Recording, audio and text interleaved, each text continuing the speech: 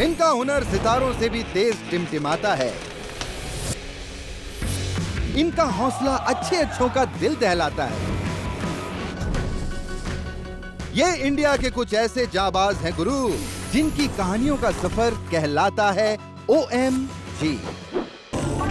ये मेरा India, OMG ये मेरा इंडिया, OMG ये मेरा इंडिया, OMG ये मेरा इंडिया।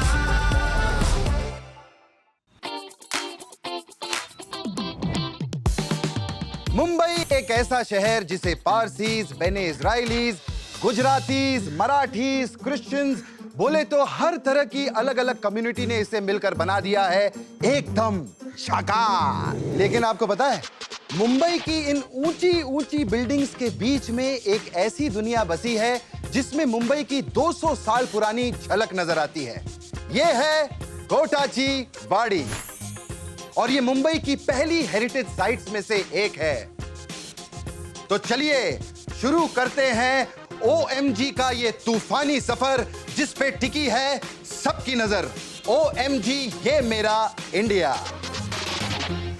आज OMG ये मेरा इंडिया के एपिसोड में सबसे पहले आ रही हैं अपने वजन से करीब 3 गुना वेट उठाने वाली यंगेस्ट वेट लिफ्टर। उसके बाद एक ऐसे विजनरी टीचर जो स्कूल्स को देते हैं OMG मेकओवर। फिर समंदर पर राज करने वाली सेलिंग क्वीन से मिलेंगे, और फाइनली एक ऐसी OMG हीरो से मिलेंगे जो ह्यूमन एनिमल बॉन्ड की मिसाल बन गई है।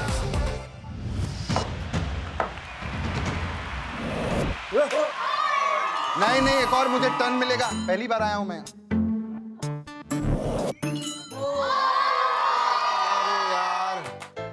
बच्चों से जीतना मुश्किल ही नहीं, नामुमकिन है।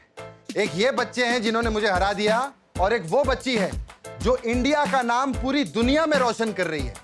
चलिए हम आपको उस OMG बच्ची से मिलवाते हैं। यार मुझसे ये नहीं उठाया जा रहा, वो इतना सब कैसे उठा लेती होगी।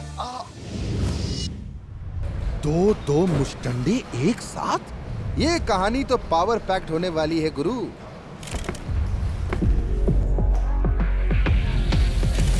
एक मिनट, ये किसकी एंट्री हो रही है भाई?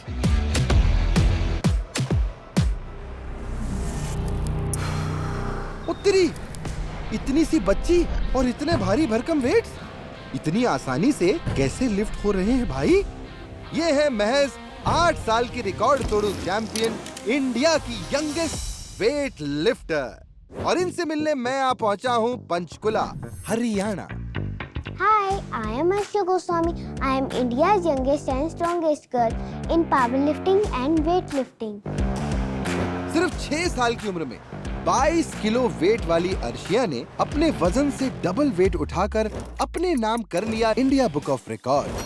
फिर 7 साल की उम्र और 24 किलो वेट की अर्शिया 38.5 kg ओवरहेड स्क्वाट करके बनी एशिया बुक ऑफ रिकॉर्ड की हकदार। यही नहीं, अर्शिया वेट लिफ्टिंग के ऐसे कई स्टाइल्स मास्टर कर चुकी हैं जिन्हें सीखने में सालों लग जाते हैं, जैसे clean and jerk, barbell squats,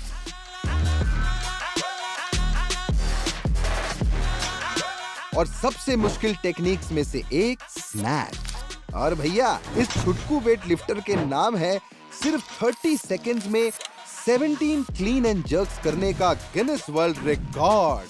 OMG। दोस्तों, अर्शिया की इस रिकॉर्ड तोड़ू जर्नी में सबसे बड़ा कंट्रीब्यूशन रहा है सर्टिफाइड फिटनेस ट्रेनर अर्शिया के फादर अवनीश गोस्वामी का। तो जब मैंने उसमें देखा कि उसकी टेक्निक्स बहुत अच्छी थी जो कोई एडल्ट भी नहीं कर सकता, तब हमने देखा नहीं, इसमें वो चीज़ है, स्पार्क है, जिससे ये वर्कआउट बहुत अच्छा कर सकती है, आगे बढ़ सकती है। फिर मैंने सर्च करना स्टार्ट किया कि इसको एक बच्चे को कैसे ट्रेन करवाया जा सकता है। मैं हर दिन 4 आवर्स ट्रेनिंग करती हूँ। उसमें होता है कार्डियो, टेक्निक वर्क और वेट लिफ्टिंग।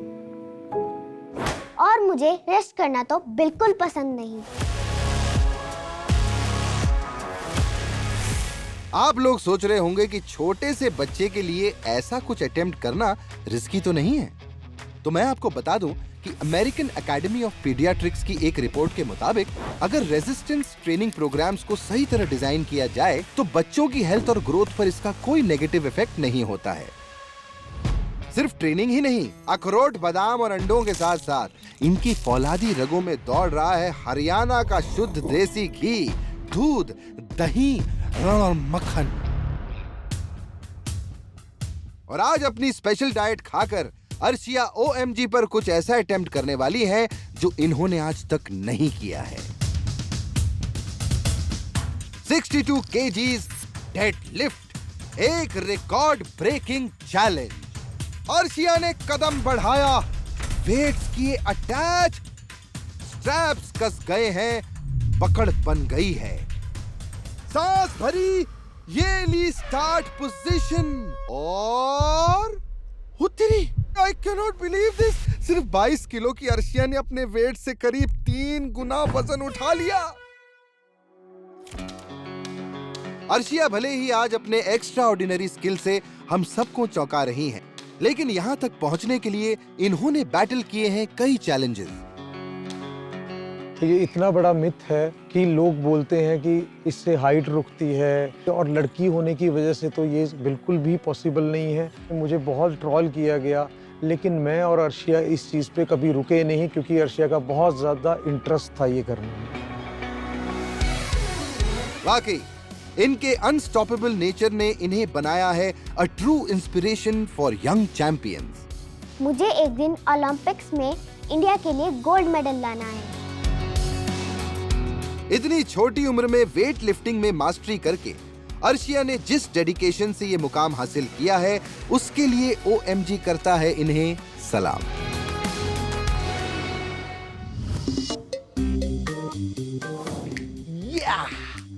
वैसे इस जगह की वाइब कितनी OMG है ना। क्या कलरफुल बिल्डिंग्स हैं? कहीं से भी सेल्फी ले लो वो बेस्ट ही आएगी। वैसे इस जगह को देखकर मुझे एक बंदे की याद आ गई। वो आम स्कूल्स का मेकओवर करके उसे कोटाची वाड़ी की तरह एकदम OMG बना देता है। अरे मैं गारंटी देता हूं बॉस, ऐसे स्कूल्स आपने अपनी जिंदगी में कभी भी नहीं देखे होंगे। आइए हम आपको दिखाते हैं।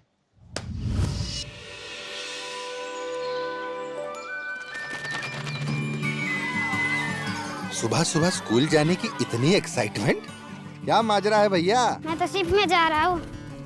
मैं तो एरोप्लेन में जा रही हूँ। शिप? एरोप्लेन? बच्चों स्कूल ही जा रहे हो ना, पिकनिक पे तो नहीं निकल पड़े? मेरे गांव में ट्रेन है, मैं तो उसमें जा रही हूँ। ट्रेन में जा रही हूँ? अरे बेटा कहना क्या चाहती हो? मुझे तो कुछ समझ ही नहीं आ रहा। वाओ, ये कैसी जादुई दुनिया है बॉस। ट्रेन, एरोप्लेन, शिप, सब के सब स्कूल्स में बदल गए। दोस्तों इन यूनिक स्कूल्स का राज जानने मैं आया हूं अलवर, राजस्थान, जहां एक इंजीनियर की जबरदस्त क्रिएशन का ऐसा जादू चला कि पढ़ाई बन गई है एक्साइटिंग और स्कूल्स OMG।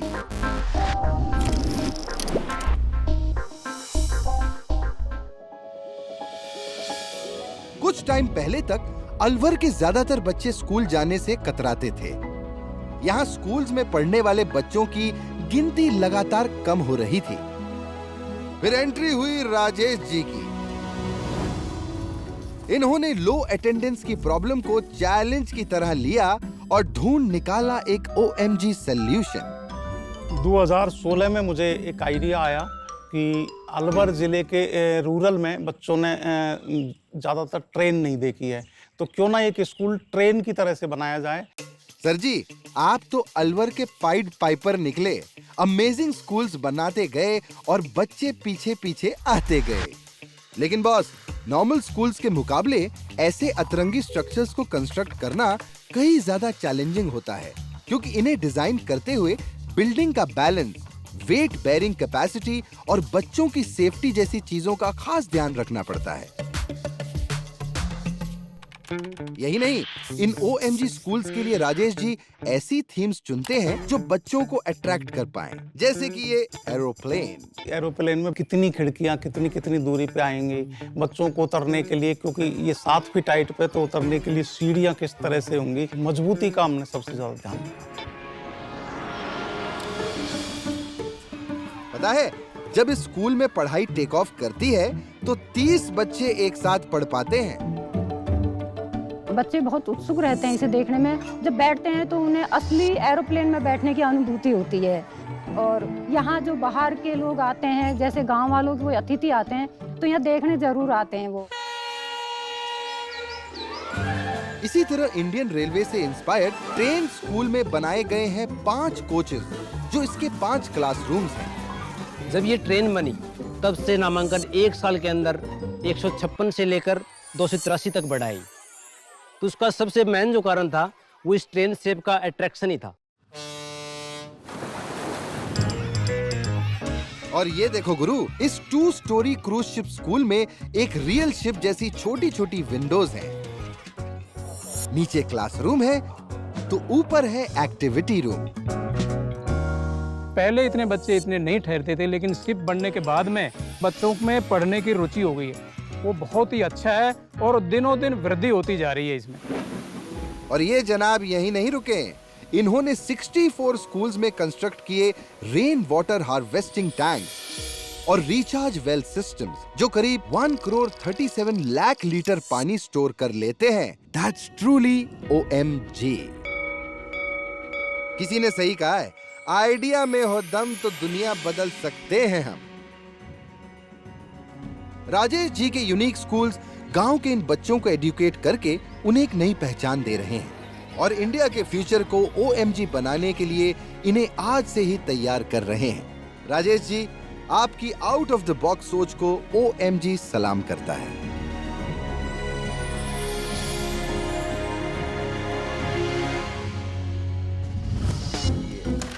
अरे ये ओहो, एक गया। अरे क्या हाल है यार? कोटाची वाड़ी में आके ऐसा लगता ही नहीं कि आप मुंबई में हो, ऐसा लगता है कहीं मस्त माहौल में गोवा में बैठे हो। अरे क्या बात है सर, आप तो क्वीन ले गए हैं? लेकिन कोई बात नहीं, आपके पास तो सिर्फ कैरम की क्वीन है, मेरे पास सेलिंग क्वीन है। आपकी क्वीन आपको सिर्फ 50 पॉइंट्स दिलाएगी और मेरी क्वीन रिकॉर्ड्स बनाती है, रिकॉर्ड्स। आप उससे मिलना चाहेंगे? हाँ, चलिए हम आपको मिलवाते हैं। ओए, ये बीच समंदर में कौन एडवेंचरस हो गया है भाई? ओ भाई, ऐसा लग रहा है जैसे कोई पानी के ऊपर उड़ रहा है। पाजी, ये है इंडिया की पहली और फास्टेस्ट फीमेल विंड फॉइलर, जो सिर्फ 24 साल की उम्र में इंडिया को विंड फॉइलिंग जैसे यूनिक स्पोर्ट में इंटरनेशनली रिप्रेजेंट करती हैं। हमारी OMG sailing queen Katya Ida Coelho. और इनसे हम मिलने आए हैं गोवा, जहां दूर दूर तक फैले अरेबियन सी की लहरें विंड फॉइलिंग जैसे स्पोर्ट के लिए परफेक्ट एनवायरनमेंट सेट करती हैं। आपने शायद लोगों को विंड सर्फिंग करते तो देखा ही होगा, जिसमें विंड और बॉडी मूवमेंट की मदद से सर्फिंग बोर्ड को पानी की सरफेस टच करते हुए चलाया जाता है। विंड फॉइलिंग उसी वाटर स्पोर्ट का एक इवॉल्व्ड वर्जन है, जिसमें बोर्ड के नीचे लगा कार्बन फॉइल उसे समंदर से थोड़ा सा ऊपर रखता है, जिसकी वजह से वाटर सरफेस और बोर्ड के बीच का फ्रिक्शन हो जाता है कम और हमें मिलती है ज्यादा speed. Once you pick up the sail, you start moving a little bit, very slowly, because you know you're just getting a little bit of wind. Board को मोमेंटम में रखने के लिए you need to use a lot of your leg pressure to kind of push it down. और यही नहीं, wind foiling करने के लिए विंड की स्पीड कम से कम 15 नॉट्स होनी चाहिए, तभी सर्फिंग बोर्ड के नीचे लगा फॉइल उसे समंदर के ऊपर उठा पाएगा। पता है, सबसे तेज विंड फॉइलिंग करने का करंट रिकॉर्ड है 41.01 नॉट्स, जिसे बनाया फ्रांस के निकोलस गोयार्ड ने। लेकिन हमारी छोरी किसी से कम है के? इंडिया की फर्स्ट और फास्टेस्ट विंड फॉइलर कात्या जीत चुकी हैं कई प्रेस्टिजियस कंपटीशन। लेकिन विंड फॉइलिंग में अपने टैलेंट से सबके होश उड़ाने से पहले कात्या 11 साल की उम्र से विंड सर्फिंग कर रही हैं। फिर इन्हें विंड फॉइलिंग की दुनिया से इंट्रोड्यूस कराया इनके फादर डोनाल्ड कोएलो ने, जो खुद विंड सर्फिंग के नेशनल लेवल चैंपियन रह चुके हैं। इन्होंने सिर्फ कात्या का हौसला ही नहीं बढ़ाया, बल्कि उसे बेंच प्रेस और स्क्वाट्स जैसी वेट ट्रेनिंग एक्सरसाइजेस के साथ कार्डियो और योगा भी कराया। क्योंकि भैया, समंदर के बीच सर्फ बोर्ड को कंट्रोल करना आसान नहीं होता। तेज हवा में बोर्ड पानी से ज्यादा ऊपर उठ गया तो मामला खतरनाक हो सकता है। When I was at the Asian Games in 2018, on one day the wind was really strong during the games और मेरा जो universal joint रहता है, it's a thing where we kind of connect the sail and the board. So मेरा वो टूट गया था और मैं काफ़ी स्पीड में जा रही थी. I fell in with such an impact that I kind of twisted my knee और मेरा ACL पूरा टूट चुका था वहाँ पे. पर जब पैशन इतना OMG हो, तो इंजरीज भला कैसे रास्ता रोक सकती हैं boss? I just extremely feel, grateful that I'm able to do this sport, because I feel so powerful when I'm sailing. For those few seconds when you're going the fastest, it's feeling in your stomach how you have when you're kind of on a roller coaster. लहरों पर सवार गजब की रफ्तार लिए सिर्फ 24 साल की उम्र में अपने नेवर गिव अप एटीट्यूड से विंड फॉइलिंग जैसे एक्सट्रीम स्पोर्ट में इंडिया का नाम रोशन करने वाली कात्या आइडा कोएलो को OMG सैल्यूट करता है। ये OMG है बॉस, इंडिया की मस्त स्टोरीज का जबरदस्त कलेक्शन। वैसे मुंबई जैसे शहर में मॉडर्निटी ने हर छोटी बड़ी चीज को बदल के रखा हुआ है, लेकिन कोटाचीवाड़ी के लोगों ने इसके चार्म को आज तक संभाल के रखा है। वैसे मुंबई से इनका बॉन्ड देखकर मुझे एक ह्यूमन एनिमल बॉन्ड याद आ रहा है। आइए हम आपको दिखाते हैं। सूरज चाचा ने दस्तक दे दी है और रोज की तरह मम्मी ने बच्चों के लिए दूध उबालना शुरू कर दिया है। लीजिए, दूध की बोतल लिए मम्मी जी निकल पड़ी हैं। लेकिन ये पिंजरे की तरफ क्यों जा रही हैं? ओ गुरु, ये दूध तो खूंखार जानवरों के लिए उबाला गया है।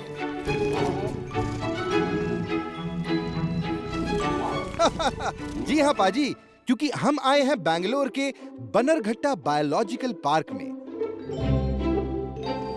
छोटे छोटे कब्ज और इनकी अम्मा यानी सावित्री अम्मा से मिलने, जिन्होंने प्यार और देखभाल करके जंगली जानवरों से ऐसा अटूट रिश्ता कायम कर लिया है कि देखने वाले कहते रह जाते हैं OMG।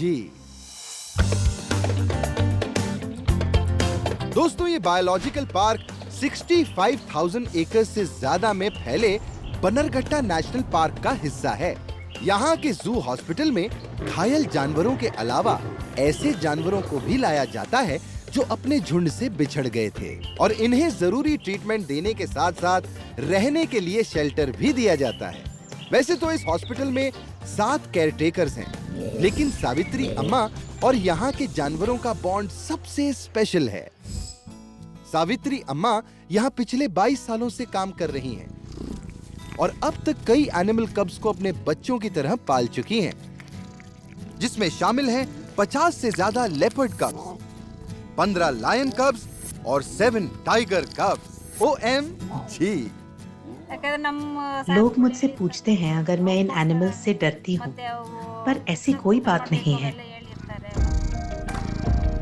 जैसे हम अपने बच्चों का ध्यान रखते हैं, वैसे ही इन एनिमल्स की मैं देखभाल करती हूँ।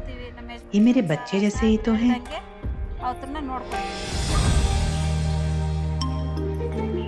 माना कि ये बच्चे बेजुबान हैं, लेकिन किसके पेट में चूहे दौड़ रहे हैं और किसकी तबीयत खराब है, ये सारी बातें सावित्री अम्मा बिना बोले समझ जाती हैं। आखिर एक माँ जो ठहरी। यही नहीं, टाइम टाइम पर डॉक्टर्स की सलाह लेकर ये हर बच्चों को जरूरी इलाज भी देती हैं।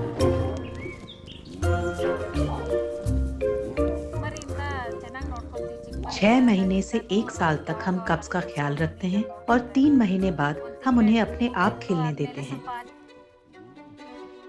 बड़े होने पर जब वो वापस जंगल चले जाते हैं तो बहुत बुरा लगता है, क्योंकि हमने उनका बचपन से ख्याल रखा है ना। अगर पॉसिबल होता मैं सबको अपने साथ रहने देती और उन्हें कहीं नहीं जाने देती। लेकिन बच्चे अपनी माँ को भला कैसे भूल सकते हैं।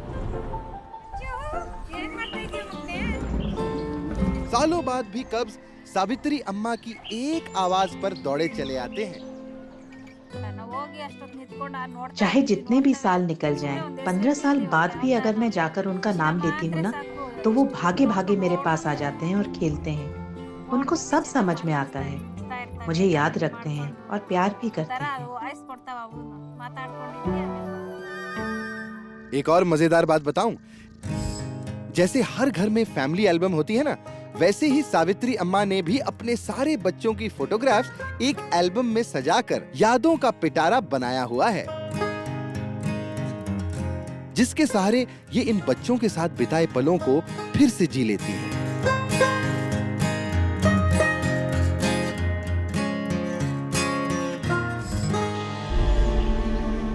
अक्सर इंसान जंगली जानवरों से कुछ ना कुछ छीनता ही रहता है, कभी उनका घर तो कभी उनकी जिंदगी। लेकिन इस दुनिया में सावित्री अम्मा जैसे लोग भी हैं, जिन्होंने बदले में कुछ पाने की चाह न रखते हुए एक नेक दिल से अपनी पूरी जिंदगी जानवरों की सेवा में लगा दी है। ऐसे OMG एफर्ट्स को हम दिल से सैल्यूट करते हैं।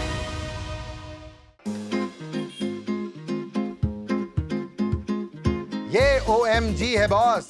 इंडिया में जो भी हटके होता है वो सब यहीं पे मिलता है। क्यों, क्या हुआ भाई साहब, यकीन नहीं हो रहा? तो चलिए मैं आपको लेकर चलता हूं लद्दाख और खादी से बना दुनिया का सबसे बड़ा नेशनल फ्लैग दिखाता हूं।